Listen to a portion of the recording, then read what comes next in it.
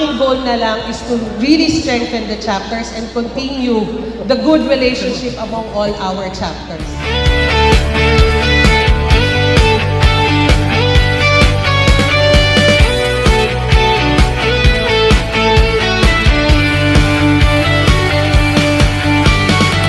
Reaching development, building what will be. One UAP banner in moving forward as true movers of progress. Lead and serve with pride, architects of progress, with the future as our guide. Ang pagkawalaran, ang ating pag-asa, tagumpay na kamtan. Look forward to the continued success of our endeavors under the new movers of the district. Serbisyo namin sa puso. A5! Kami ang District A5, matatag at I'd like to thank you on behalf of A5.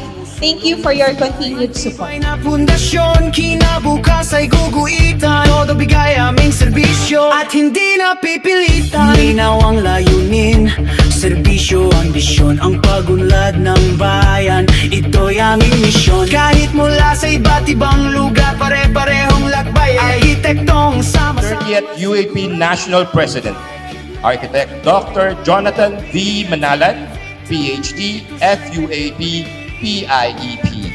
And we lead and serve with pride, architects of progress, with the future as our Mentors and movers, we can shape a truly empowered profession. Maraming salamat po, Regional District A5. Mabuhay po ang UAP, mabuhay mga arkitektong Pilipino. na arkitekto, serbisyo na may puso.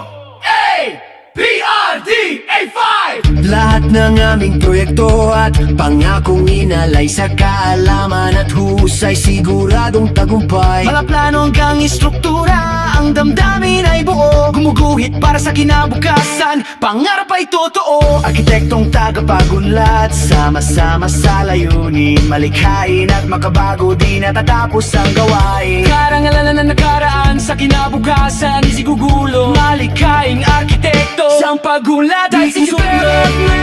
Building what will be, attaining victory through strength and unity. We are District A5 and we lead and serve with pride, architects of progress, with the future as our guide. Abot kaunlaran, ang ating pag-asa, tagumpay na kamtan sa ating pagkaisa. Kami ang District A5, sa serbisyo'y totoo. Inyong lingkod na arkitekto, serbisyo ang puso.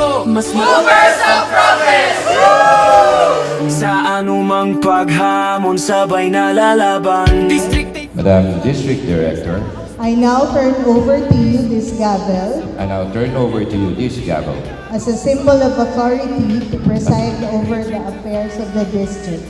as a symbol of authority to preside over the affairs of the district. unity. We are District A5 and we lead and serve with pride, architects. I state your name I, Maria Vida Eileen de la Vega, with great honor and privilege, with great honor and privilege, do hereby accept this gavel.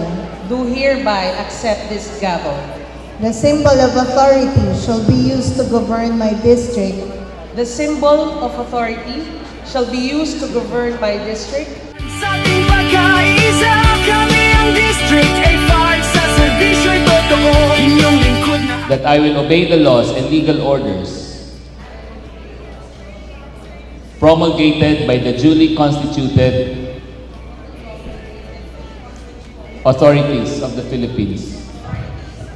And I hereby declare that I impose this obligation upon myself without mental reservation or purpose of evasion. So help me God. Congratulations po.